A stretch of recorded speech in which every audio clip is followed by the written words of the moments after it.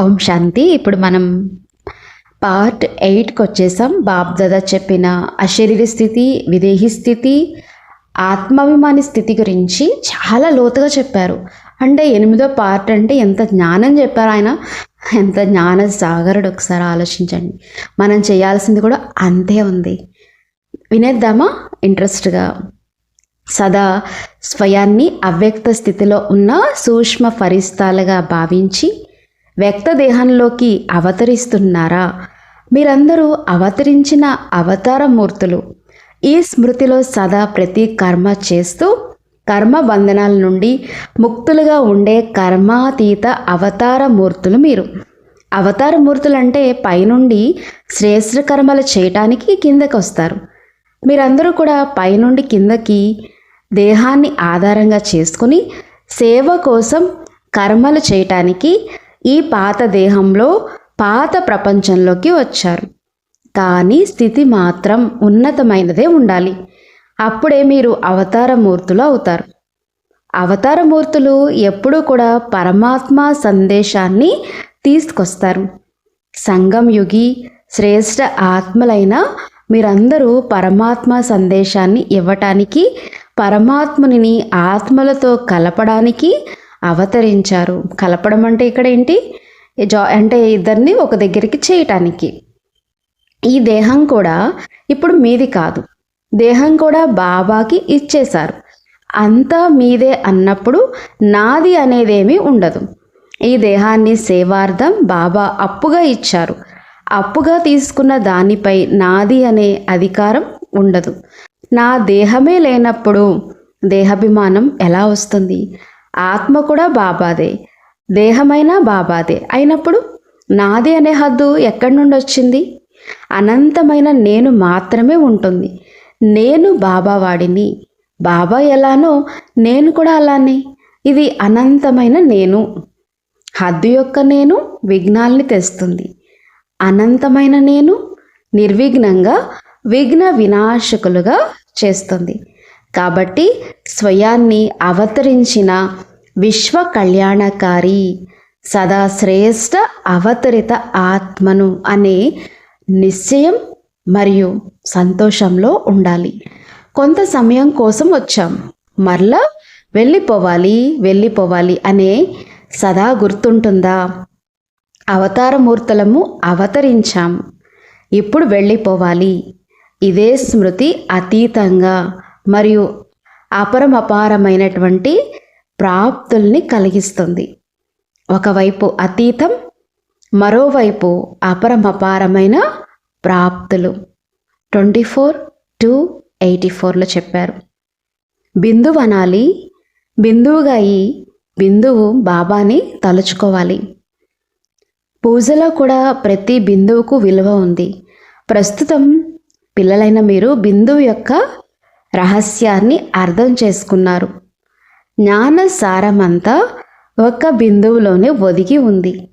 బాబా బిందువు, ఆత్మలైన మీరు కూడా బిందువులే. మరియు ధారణ కోసం బాబా చెప్పింది కూడా బిందువు. అంటే ఫుల్ స్టాప్ పెట్టమని బిందువు పెట్టేశారు. పరమాత్మ, ఆత్మ, ప్రకృతి యొక్క ఆట అయిన డ్రామా కూడా బిందువు. ఈ మూడు మీ జీవితంలో ప్రతిఫలిస్తున్నాయా? ఇలా ఉంటేనే భక్తి మార్గంలో విగ్రహాలకు బిందువు పెడతారు. రెండోది, మీరందరూ స్మృతిలో ఉన్నప్పుడు ఎలా ఉంటారు? ఎలా చేయిస్తారు? సంకల్పాల బిందువు ద్వారా. నేను ఆత్మను, ఇదొక బిందువు. బాబా పిల్లవాడిని, ఇదొక బిందువు. ఇలాంటి శుద్ధ సంకల్పాల ద్వారా మీరు సిద్ధిని పొందుతారు.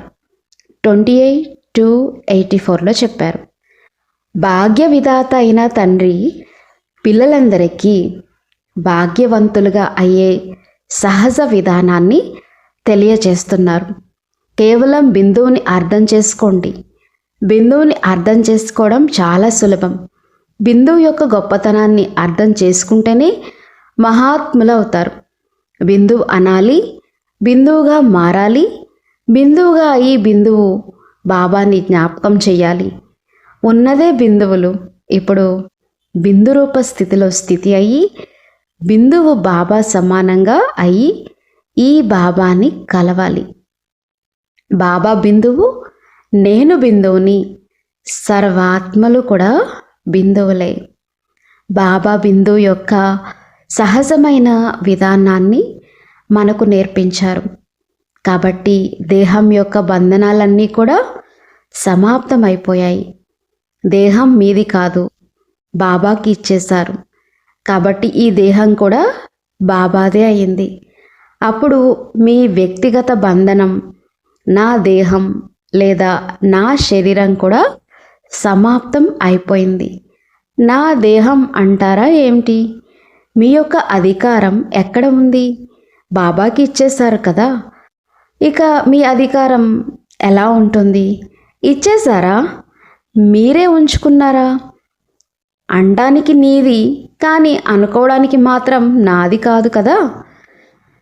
ఎప్పుడైతే నీది అన్నారో అప్పుడు నాది అనే బంధం సమాప్తమైపోయింది. హద్దులో ఉండే నేను మోహం యొక్క పాశం లాంటిది. పాశం అన్నా సంకెళ్ళన్నా ఇది బంధించి ఉంచుతుంది.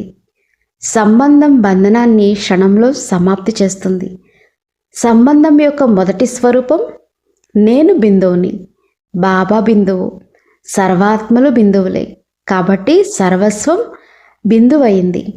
ఈ బిందువులోనే జ్ఞానం యొక్క సింధువు ఒదిగి ఉంది. ప్రపంచంలోని వారి యొక్క లెక్కల ప్రకారం కూడా ఒక బిందువు 10ని 100 చేస్తుంది, 100ని 1000 చేస్తుంది. బిందువులు పెట్టే కొద్దీ సంఖ్య పెరుగుతూ ఉంటుంది. అప్పుడు గొప్పతనం అంతా బిందువుదే అయ్యింది కదా. ఇలా బ్రాహ్మణ జీవితంలో సర్వ ప్రాప్తులకు ఆధారం బిందువే. 2484లో చెప్పారు. ఆత్మాభిమాని లేదా అశరీరీ స్థితి. ఇది 1985లో అవ్యక్త వాణిల నుండి బాబా చెప్పినటువంటి విషయాలన్నీ ఒకచోట సంగ్రహించబడినవి. అవి మనం జాగ్రత్తగా విందాము. 1985లో చెప్పారు. సదా స్వాచింతన మరియు శుభచింతన. శుభచింతన యొక్క ఆధారం శుభచింతకులుగా కావటానికి మొదటి అడుగు స్వాచింతన. స్వాచింతన అంటే ఏదైతే బాబా నేను ఎవరు అనే సమస్యని పరిష్కరించారో దానిని సదా స్మృతిలో ఉంచుకోవాలి. ఏ విధంగా శ్రీ బాబా మరియు బ్రహ్మ బాబా ఎలా అయితే ఉన్నారో అలానే వారిని అర్థం చేసుకోవడమే యథార్థత. ఇద్దరిని తెలుసుకోవాలి.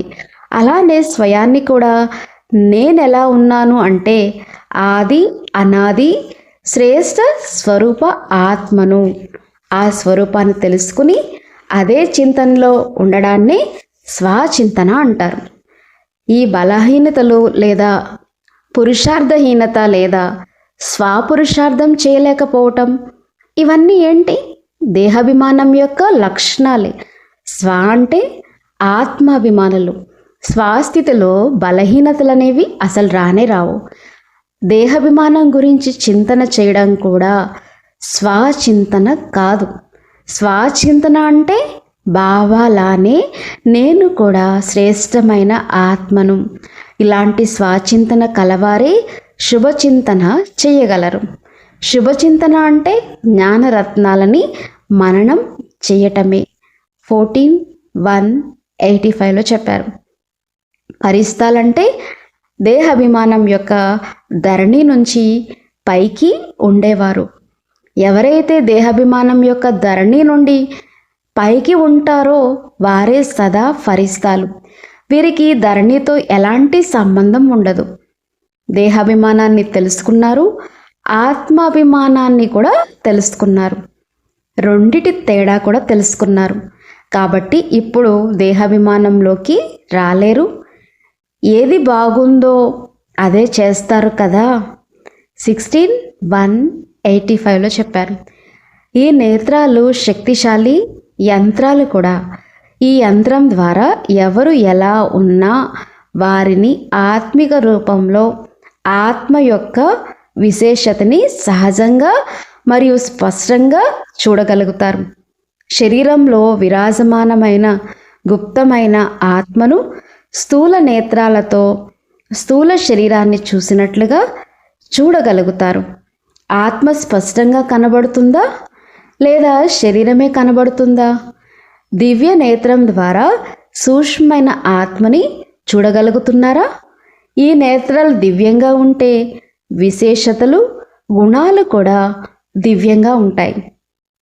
వాస్తవానికి ఈ శక్తిశాలి యంత్రాల్లాంటి కళ్ళు కర్మలు చేసుకుంటూ సహజ రూపంలో సదా ఆత్మనే చూస్తాయి.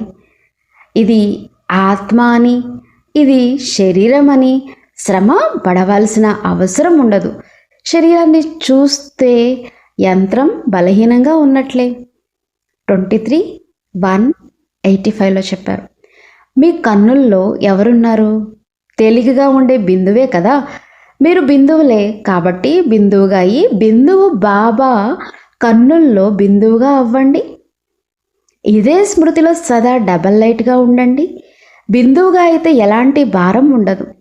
ఈ స్మృతి స్వరూపం సదా మిమ్మల్ని ముందుకే తీసుకువెళ్తుంది. కన్నుల మధ్యలో చూసినా బిందువే ఉంటుంది. చూసేది కూడా బిందువే. బిందువు లేకుంటే కన్నులు ఉన్నా చూడలేరు. కాబట్టి సదా బిందు స్వరూపాన్ని స్మృతిలో ఉంచుకుని ఉన్నతిని పొందండి. 23:85లో చెప్పారు. నిరాకార స్వరూపం నుండి సాకార స్వరూపానికి రావటం ఇదే శక్తిశాలి స్థితి. నిర్వాణ స్థితియే నిర్వికార స్థితి. నిర్వాణ స్థితి అంటే నిరాకారి స్వరూపం నుండి సాకార స్వరూపధారి అయి వాచాలోకి రావటం. సాకార స్వరూపంలోకి వచ్చిన నిరాకార స్వరూపమే స్మృతిలో ఉంటుంది. నేను నిరాకారుణ్ణి సాకార రూపాన్ని ఆధారంగా చేసుకుని మాట్లాడుతున్నాను. సాకార స్వరూపంలో కూడా నిరాకార స్థితియే ఉంటే నిరాకార స్వరూపం నుండి సాకార స్వరూపానికి వచ్చి వాచా కర్మల్లోకి వచ్చినవారు అంటారు. అసలైన స్వరూపం నిరాకార స్వరూపం. సాకార స్వరూపాన్ని ఆధారంగా తీసుకున్నారు. ఈ డబల్ స్మృతి, శక్తిశాలి స్మృతి సాకారాన్ని ఆధారంగా తీసుకుని నిరాకార స్వరూపాన్ని మర్చిపోవద్దు. మర్చిపోతే మళ్ళీ జ్ఞాపకం చేయడానికి శ్రమ పడవలసి వస్తుంది. లౌకిక జీవితంలో తమ శారీరక స్వరూపం నేను ఫలానాని అని స్వతహాగానే గుర్తుంటుంది. అనేక రకాల పనులు చేస్తూ ఉన్న పనులు మారతాయి, కానీ నేను ఫలానా అనేది మాత్రం మారదు. అలానే నేను నిరాకార ఆత్మను అనే విషయం ఏ కార్యం చేస్తూ ఉన్నా గుర్తుంటాలి. ఒకసారి మీకు నేను నిరాకార ఆత్మను అనే పరిచయం అంటే జ్ఞానం లభించిన తర్వాత ఆ జ్ఞానం యొక్క శక్తి ద్వారా స్వయాన్ని తెలుసుకున్నప్పటికీ మరెందుకు మర్చిపోతున్నారు? జ్ఞానం యొక్క శక్తి ద్వారా శరీర అభిమానాన్ని మరవాలన్నా మరవలేరు. మరి ఆత్మిక స్వరూపాన్ని ఎందుకు మర్చిపోతున్నారు? స్వయాన్ని ప్రశ్నించుకుని అభ్యాసం చేయండి. కార్య వ్యవహారాలు చేసుకుంటూ నేను నిరాకార స్వరూపం నుండి సాకార స్వరూపాన్ని తీసుకుని కర్మలు చేయటానికి వచ్చాను అని గుర్తు చేసుకోండి. అప్పుడే నిర్వికల్ప స్థితి, నిరాకార స్థితి, నిర్విఘ్న స్థితి సహజంగా స్వతహాగా వస్తాయి. శ్రమ పడవలసిన అవసరం లేదు. మర్చిపోయినప్పుడే శ్రమ పడవలసి వస్తుంది. బాబా మీరెవరు అని అడుగుతున్నారు. సాకారులా లేక నిరాకారులా? నిరాకారులే కదా. మరెందుకు మర్చిపోతున్నారు? అసలైన స్వరూపం మర్చిపోతున్నారు. ఆధారంగా తీసుకున్న శరీరం మాత్రం గుర్తుంటుంది. మరి మేము ఏం చేస్తున్నాం అని మీ మీద మీకు నవ్వు రావట్లేదా? చూడండి, ఆధారం తీసుకున్నది ఏదో గుర్తుంటుందంట. అసలు నా స్వరూపం ఏంటో నేను మర్చిపోతున్నాను. నవ్వు రావట్లేదా అని అడుగుతున్నాడు బాబా. శ్రమ పడడం బాగుందా? యజమానిలా ఉండడం బాగుందా? యజమానిగా కావటానికి నేను నిరాకార ఆత్మను, ఈ సాకార స్వరూపాన్ని ఆధారంగా తీసుకుని కర్మలు చేస్తున్నాను అనే అభ్యాసం చేస్తూ ఉండాలి. యజమానిగా ఈ కర్మేంద్రియాలతో కర్మలు చేయించండి. తమ నిరాకార వాస్తవిక స్వరూపాన్ని స్మృతిలో ఉంచుకుంటే వాస్తవ స్వరూపం యొక్క గుణాలు, శక్తులు సహజంగా తోడుగా ఉంటాయి. ఎలాంటి స్వరూపంలో ఉంటే అలాంటి గుణాలు, శక్తులు స్వతహాగా కర్మల్లోకి వస్తాయి. కాబట్టి అనాది అవినాశి స్వరూపాన్ని గుర్తుంచుకుంటే అనాది గుణాలు, శక్తులు స్వతహాగా గుర్తుంటాయి. స్వరూపం యొక్క స్మృతి స్వతహాగా స్థితిని తయారు చేస్తుంది. 15.3.85లో చెప్పారు. ప్రతి అడుగులో సంపాదనకు ఆధారం సంకల్ప శక్తి. సంకల్ప శక్తియే ప్రతి అడుగులో సంపాదనకు ఆధారం. స్మృతి యాత్ర కూడా సంకల్ప శక్తి ఆధారంగానే చేస్తారు. అశరీరిగా కూడా సంకల్ప శక్తితోనే అవుతారు. కాబట్టి మనసుకున్న శక్తి చాలా ప్రత్యేకమైనది. 18.11.85లో చెప్పారు. బాబా 85లో చాలా లోతుగా చెప్పారు ఒక్కొక్క పాయింట్ని. నిశ్చయంకు ప్రమాణం నశ. నిశ్చయంకి ప్రమాణం నశ. నశకి ప్రమాణం సంతోషం. నశ ఎన్ని రకాలుగా ఉంటుంది? దాని విస్తారం చాలా పెద్దది. కానీ సారరూపంలో ఒకటే నశ, అదే అశరీరి ఆత్మిక స్వరూపం. దీని విస్తారం గురించి మీకు తెలుసా? ఆత్మ అయితే అందరిలోనూ ఉంది, కానీ ఆత్మిక నశ అనేది ఎప్పుడు అనుభవం అవుతుంది అంటే నేను ఎలాంటి ఆత్మను అన్న స్మృతి ఉన్నప్పుడు. దాన్ని విస్తారాన్ని పరస్పరంలో కూర్చుని తీయాలి మరియు మననం చేయాలి. 27.11.85లో చెప్పారు. బాబా అయితే బెగ్గరగా అవ్వండి అంటున్నారు. ఈ శరీరం అనే ఇల్లు కూడా మీది కాదు, ఇది అద్దెకి లభించింది. కేవలం ఈశ్వర్య సేవ చేయడానికి బాబా అద్దెకిచ్చారు. ఇది ఈశ్వర్య సంపద. మీకున్నదంతా నీదే బాబా అని బాబాకు ఇచ్చేశారు. ఇక వాగ్దానం మీకు గుర్తుందా? మర్చిపోయారా? వాగ్దానం చేశారా లేక సగం నీది సగం నాదిగా ఉందా? నీది అన్నదాన్ని నాదిగా చేసుకుని వాడుకుంటూ ఉంటే అందులో సఫలత ఉంటుందా? సుఖం లభిస్తుందా? కాబట్టి అద్దెకు లభించిన దానిని బాబాదిగా భావించి ఉపయోగిస్తేనే యజమానిగా అయ్యి సంతోషంగా ఉండగలుగుతారు. 9.12.85లో చెప్పారు. దేహానికి యజమానిగా అయ్యే అభ్యాసమే ప్రకృతికి మరియు విశ్వానికి యజమానిగా చేస్తుంది. మాస్టర్ రచయితలైన మీరు మీ యొక్క రచయిత యొక్క స్మృతిలో ఉంటున్నారా? మాస్టర్ రచయితలైన మీ అందరి మొదటి రచన ఈ దేహం. ఈ దేహరూపీ రచనకి రచయితగా ఎంతవరకు అయ్యారు? దేహరూపీ రచన ఎప్పుడైనా రచయిత అయిన మిమ్మల్ని తన వైపుకు ఆకర్షించి రచయితని అనే స్మృతిని మరిపింపచేస్తుందా? యజమానిగా ఈ రచనని కార్యంలో వినియోగిస్తున్నారా? ఎప్పుడంటే అప్పుడు యజమానిగా ఈ కార్యం చేయించగలుగుతున్నారా? మొట్టమొదటి ఈ దేహం యొక్క యజమానిగా అయ్యే అభ్యాసమే ప్రకృతికి యజమానిగా, విశ్వానికి యజమానిగా చేస్తుంది. ఫస్ట్ ముందు మీ మీద మీరు యజమాని అంటే దేహం మీద గెలవండి, తర్వాత ప్రకృతి విశ్వం మీద ఆటోమేటిక్గా యజమానిగా చేస్తుందంట. ఒకవేళ దేహానికి యజమానిగా సంపూర్ణ సఫలత లేకుంటే విశ్వానికి కూడా యజమానిగా కాలేరు. విశ్వానికి యజమానులు లేదా ఈ దేహానికి యజమానులుగా అయ్యే వారి విశేషత ఏంటంటే ఎవరైనా వారి సంపర్కంలోకి వచ్చినప్పుడు విశేష ఆత్మగా దాత యొక్క స్థితిని అనుభూతి చేస్తారు. 14.12.85లో చెప్పారు. విదేహి అయిన బాబా దేహాన్ని ఆధారంగా తీసుకోవాల్సి వస్తుంది. ఎందుకు? పిల్లల్ని కూడా విదేహిగా చేయటానికి.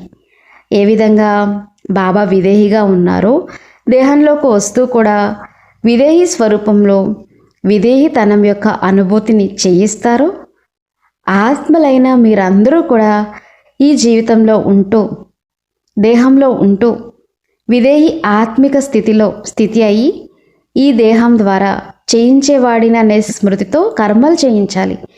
ఈ దేహం కర్మలు చేస్తుంది, యజమాని అయిన మీరు కర్మలు చేయిస్తారు. ఈ స్థితినే విదేహి స్థితి అంటారు. ఇలా చేస్తేనే బాబాని అనుసరించగలుగుతారు.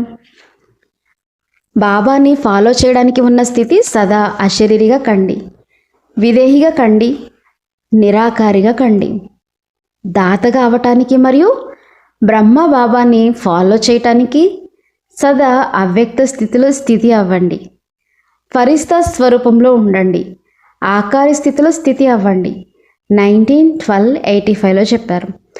ఆత్మాభిమాని లేదా అశరీరి స్థితి. ఇది 1986 యొక్క అవ్యక్త వాణిల నుండి బాబ్దాదా చాలా విషయాలు చెప్పారు. ఇవి కూడా జాగ్రత్తగా విందామా. మీరు ఉన్నతిలోకి వెళ్ళడం అంటే అందరి కళ్యాణం జరగటం. సంపూర్ణత అంటే సమాధాన స్వరూపం. బ్రహ్మ బాబాను చూశారు కదా. సమస్యను చెప్దామని వచ్చిన వారు కూడా సమస్యను మర్చిపోయేవారు. బాబా దగ్గరకు ఏం తీసుకొచ్చారు, బాబా నుండి ఏం తీసుకువెళ్ళారు, ఈ అనుభవం కూడా పొందారు. సమస్య గురించి ఎత్తడానికి కూడా సాహసించేవారు కాదు. ఎందుకంటే సంపూర్ణత స్థితి ముందు సమస్యలు చిన్న పిల్లల ఆటలాగా అనిపిస్తాయి. అప్పుడే అన్ని సమస్యలు సమాప్తం అయిపోతాయి. దీన్నే సమాధాన స్వరూపం అంటారు. బాబా ఏమన్నారు? సమాధాన స్వరూపం అంటే ఒకసారి జాగ్రత్తగా మళ్ళీ విందామా. బాబా నుండి ఏం తీసుకువెళ్ళారు, ఈ అనుభవం కూడా పొందారు. సమస్య గురించి ఎత్తడాన్ని కూడా సాహసించేవారు కాదు. ఎందుకంటే సంపూర్ణ స్థితి ముందు సమస్యలు ఎలా అనిపించేవంట? చిన్న పిల్లల ఆటలాగా అనిపిస్తాయి. అప్పుడే అన్ని సమస్యలు సమాప్తం అయిపోతాయి. దీన్నే సమాధాన స్వరూపం అంటారు. 18/2/86లో చెప్పారు. మీ ఉన్నతి జరిగితే అందరి కళ్యాణం జరుగుతుంది. ఉన్నతి యొక్క కళ కర్మాతీత స్థితిని ప్రాప్తింపచేస్తుంది. ఉన్నతి యొక్క కళయే దేహంలో ఉంటూ దేహానికి అతీతంగా మరియు బాబాకు సేవకు ప్రియంగా అనిపించేలా చేస్తుంది. ఉన్నతి కళయే విధాత వరదాత యొక్క స్థితి. ఉన్నతి యొక్క కళయే కార్య వ్యవహారాలు చేసుకుంటూ ఉన్న ఫరిస్తా మరియు దేవతా స్వరూపాన్ని సాక్షాత్కారం చేయిస్తుంది. 20/2/86లో చెప్పారు. బాబా పిల్లలందరికీ మధురమైన నిశ్శబ్దం యొక్క స్థితిని చూస్తున్నారు. ఒక్క క్షణంలో నిశ్శబ్ద స్థితిలో స్థితి అయ్యే అభ్యాసం ఎక్కడ దాకా వచ్చింది. ఈ నిశ్శబ్దం యొక్క స్థితిలో ఎప్పుడు కావాలనుకుంటే అప్పుడు స్థితి అవ్వగలరా లేక సమయం పడుతుందా? మీ యొక్క అనాది స్వరూపమే మధురమైన నిశ్శబ్ద స్థితి. సెకండ్లోనే విజయం లభిస్తుంది. జయ జయ ధ్వానాలు మోగుతాయి. నలువైపులా వాతావరణంలో ఎలాంటి అలజడి ఉన్నా కానీ శబ్దాల్లో ఉంటూ శబ్దాలకు అతీతంగా ఉండే అభ్యాసం చాలా కాలం పాటు చేయవలసి ఉంటుంది. శాంతిగా ఉన్న వాతావరణంలో శాంతిగా ఉండడం పెద్ద విషయమేం కాదు. అశాంతిగా ఉన్న వాతావరణంలో కూడా మీరు శాంతిగా ఉండే అభ్యాసం చేయాలి.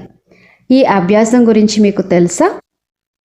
మీ బలహీనత అలా యొక్క అలజడి అయినా, సంస్కారానికి వశమైన వచ్చిన వ్యర్థ సంకల్పాల అలజడి అయినా, ఎలాంటి అలజడిలో అయినా స్వయాన్ని అచంచలంగా ఉంచుకోగలుగుతున్నారా?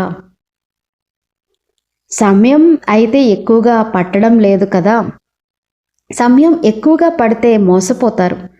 సమాప్తి సమయంలో ఎక్కువ సమయం దొరకదు. అంతిమ ఫలితం యొక్క సమయం కొద్ది క్షణాలది అయి ఉంటుంది. కానీ నలువైపులా ఉన్న అలజడి యొక్క వాతావరణంలో అచంచలంగా ఫలితం దక్కుతుంది. అంతిమ సమయంలో అచంచలంగా కావటానికి ఎక్కువ సమయం పడితే ఏమవుతుందో మీరే ఆలోచించండి. కాబట్టి ఈ ఆత్మిక వ్యాయామం బాగా అభ్యాసం చేయాలి. మనసుని ఎక్కడ ఎంతసేపు కావాలనుకుంటే అంతసేపు అక్కడ నిలపగలగాలి. అంతిమ పరీక్ష చాలా సహజమైంది. మీకు బాబా ముందే చెప్పేస్తున్నారు. అయినప్పటికీ కొంతమంది మాత్రమే విజయం సాధించగలుగుతారు. స్థితి కూడా శక్తిశాలిగా ఉంటుంది. దేహము, దేహ పదార్థాలు, దేహ సంస్కారాలు, వ్యక్తులు, వైభవాలు, వైబ్రేషన్లు, వాయుమండలం మీ చుట్టూ ఉన్నా కానీ ఆకర్షితం కాకూడదు. అప్పుడే నష్ట మోహ సమర్థ స్వరూపం అంటారు. ఈ అభ్యాసం ఉందా? జనాలు అరుస్తూ ఉంటారు, మీరు మాత్రం అచంచలంగా ఉండాలి. ప్రకృతి అయినా మాయ అయినా తన చివరి ప్రయత్నం వరకు మిమ్మల్ని ఎంతగా తన వైపుకు లాగినా కూడా మీరు మాత్రం అతీతంగా బాబాకు ప్రియంగా అయ్యే స్థితిలో లీనమై ఉండాలి. ఇదే చూస్తూ కూడా చూడని స్థితి, వింటూ కూడా వినని స్థితి. ఈ అభ్యాసం చేయండి. దీనినే మధురమైన నిశ్శబ్ద స్థితి అంటారు. క్షణంలో ముక్తి, జీవన్ముక్తిని పొందడం అందరి అధికారం అని మీరు అంటారు కదా. సమాప్తి సమయంలో ఫలితం లభించటానికి కొద్ది సమయం మాత్రమే ఉంటుంది. కొద్దిగా కూడా అలజడి ఉండకూడదు. బిందువు అనగానే బిందురూప స్థితిలో స్థితి అయిపోవాలి. బిందువు కదలకూడదు. అంతిమ సమయంలో నేను ఆత్మను అనే అభ్యాసం చేస్తూ ఉంటే కుదరదు. ఎందుకంటే నలువైపుల నుండి మీపై దాడి జరుగుతుంది. చివరి ప్రయత్నంగా అన్ని దాడి చేస్తాయి. ప్రకృతిలో ఎంత శక్తి ఉందో, మాయలో ఎంత శక్తి ఉందో చూపిస్తాయి అని బాబా మీకు ముందే చెప్పారు. జాగ్రత్త. వాటి యొక్క చివరి ప్రయత్నం మరియు మీ యొక్క అంతిమ కర్మాతీత కర్మబంధన ముక్త స్థితి ఒకటే అవుతాయి. రెండు వైపులా చాలా శక్తిశాలి దృశ్యం ఉంటుంది. మాయా, ప్రకృతి కూడా పూర్తి శక్తిని చూపిస్తాయి. మీరు కూడా పూర్తి శక్తిశాలిగా ఉంటారు. కానీ క్షణం యొక్క విజయ నాదాల్ని చేయిస్తుంది. అంతిమ పరీక్ష అని కూడా అర్థమవుతుంది. అందరూ మొదటి నెంబర్లోనే రావాలనుకుంటారు, రావాలి కూడా. అన్ని విషయాల్లో గెలిస్తేనే విజయం పొందగలుగుతారు. ఒక్క విషయంలో అయినా కొద్దిగా అయినా వ్యర్థ సంకల్పం, సమయం వ్యర్థంగా పోతే వెనకే ఉండిపోతారు. కాబట్టి నలువైపులా ఉండి పరిశీలించుకోండి. బిందురూప స్థితిలో స్థితి అయ్యి రాజ్యాధికారిగా ఈ కార్యం చేయాలి. సర్వ ఖజానాల బిందువు సర్వుల కోసం విధాతగా అయి సింధువులాగా నిండుగా ఉండాలి. కాబట్టి బిందువు మరియు సింధువు విశేషంగా ఈ రెండు విషయాలని స్మృతిలో ఉంచుకొని సర్టిఫికేట్ పొందాలి. సదా శ్రేష్ఠ సంకల్పం యొక్క సఫలత పొందుతూ ముందుకెళ్ళాలి. బిందువుగా మరియు సింధువుగా అవ్వాలి అని వరదాత వరాన్ని ఇస్తున్నారు. బాబా ఇది ఎప్పుడు చెప్పారు? 16/3/86లో చెప్పారు. ఆత్మాభిమాని అశరీరి స్థితి గురించి 1987లో ఇంకేం చెప్పారో వినేద్దామా? ఆత్మాభిమానిగా అయిపోతే సమస్యలన్నీ సమాప్తమైపోతాయి. ఒక్క ఆత్మాభిమాని స్థితిలో ఉంటేనంట అన్ని సమస్యలు సమాప్తమవుతాయి. భగవద్గీత జ్ఞానం యొక్క మొదటి పాఠం అశరీరి ఆత్మగా కండి. అంతిమ పాఠం నష్ట మోహ స్మృతి స్వరూపులుగా కండి. కాబట్టి మొదటి పాఠం విధానం, రెండవ పాఠం విధానంతో ప్రాప్తి. మొదటి పాఠం యొక్క విధానం, రెండవ పాఠం విధానంతో ప్రాప్తి. 18/1/87లో చెప్పారు. ఆత్మిక గులాబీలంటే సదా ఆత్మిక సుగంధంతో ఉండేవారు. ఆత్మిక సుగంధం కలవారు ఎక్కడ చూసినా, ఎవరిని చూసినా ఆత్మలుగానే చూస్తారు, కానీ శరీరాలని చూడరు. వారు ఆత్మిక స్థితిలో ఉంటారు. ఇతరుల్ని కూడా ఆత్మిక స్వరూపంతోనే చూస్తారు. అలాంటి వారినే ఆత్మిక గులాబీలు అంటారు. ఈరోజు ప్రపంచంలో ఉన్న కష్టాలన్నిటికీ కారణం ఆత్మను చూడకపోవటం. దేహాభిమానం కారణంగానే సమస్యలన్నీ ఉన్నాయి. ఆత్మాభిమానిగా అయితే సమస్యలన్నీ సమాప్తం అయిపోతాయి. 23/1/87లో చెప్పారు. తమ దేహం యొక్క అభిమానం నుండి కూడా అతీతంగా ఉండాలి. అతీతంగా దేహం యొక్క సంబంధాలని చూస్తూ కూడా స్వతహాగానే ఆత్మిక దేహీ సంబంధాల స్మృతి ఉండాలి. కాబట్టి దీపావళి తర్వాత విజయ భోజనాలు పెడతారు. ఎప్పుడైతే మెరిసే నక్షత్రంగా అవుతారో, అవినాశి దీపంగా అవుతారో అప్పుడే సోదర సంబంధం స్వతహాగా ఏర్పడుతుంది. 25/10/87లో చెప్పారు. అశరీరిగా అయ్యే అభ్యాసం మరియు ఆజ్ఞాకారి కావడం యొక్క ప్రత్యక్ష ఫలం కర్మ భోగాన్ని శూలం నుండి ముళ్ళుగా చేస్తుంది. కర్మాతీత స్థితి కలవారు దేహానికి యజమానిగా ఉన్న కారణంగా కర్మభోగం ఉన్నా కానీ అతీతంగా అయ్యే అభ్యాసం చేస్తూ ఉంటారు. మధ్య మధ్యలో అశరీరిగా అయ్యే అనుభూతి అనారోగ్యం నుండి అతీతంగా చేస్తుంది. సైన్స్ యొక్క సాధనాలతో స్పృహ పోయేలాగా చేస్తారు, కానీ నొప్పి ఉన్నా కానీ తెలియనివ్వరు. ఎందుకంటే మత్తుమందు యొక్క ప్రభావం ఉంటుంది. అలా కర్మాతీత స్థితి కలవారు అశరీరిగా అయ్యే అభ్యాసం ఉన్న కారణంగా మధ్య మధ్యలో ఆత్మిక ఇంజెక్షన్ చేసుకుంటారు. ఈ కారణంగా శూలం నుండి ముళ్ళుగా మారిపోతుంది. ఇంకొక విషయం, బాబానే అనుసరిస్తున్న కారణంగా ఆజ్ఞాకారిగా అయిన ప్రత్యక్ష ఫలం బాబా నుండి విశిష్టంగా హృదయపూర్వకంగా ఆశీర్వాదాలు ప్రాప్తిస్తాయి. ఒకటి అశరీరిగా అయ్యే అభ్యాసం, రెండోది ఆజ్ఞాకారిగా అయిన ప్రత్యక్ష ఫలం బాబా యొక్క ఆశీర్వాదాలు పెద్ద కర్మ భోగాన్ని కూడా చిన్నగా చేసేస్తాయి. కర్మాతీతులుగా అయిన శ్రేష్ఠ ఆత్మ కర్మ భోగాన్ని కూడా కర్మయోగంగా పరివర్తన చేస్తుంది. 18/12/87లో బాబా చెప్పారు. ఓం శాంతి. ఇవన్నీ చేయాలి. టైం తక్కువ ఉంది కాబట్టి బాబా ఎప్పుడు కూడా నిరంతరం ఆత్మని చూడండి, ఆత్మని చూడండి. ఆత్మిక గులాబీలు అంటే ఎవరు? అసలు అభ్యాసం ఆజ్ఞాకారి అంటే ఎవరు? మత్తు ఇంజెక్షన్ ఎక్కిస్తే ఎలా అయితే తను స్పృహ కోల్పోతాడో, అశరీరి స్థితి, ఎంత అలసట ఉన్నా కూడా అశరీరి స్థితిలో ఉంటే మధ్య మధ్యలో అభ్యాసం చేస్తే ఆటోమేటిక్గా సమాధాన స్వరూపం. అసలు అన్ని సమస్యలకి కారణం దేహాభిమానం, అన్ని సమస్యలకి సమాధానం ఆత్మాభిమాని స్థితి. కాబట్టి ఇవన్నీ జాగ్రత్తగా నోట్ చేసుకుని చేయాలని కోరుకుంటున్నాను. ఓం శాంతి.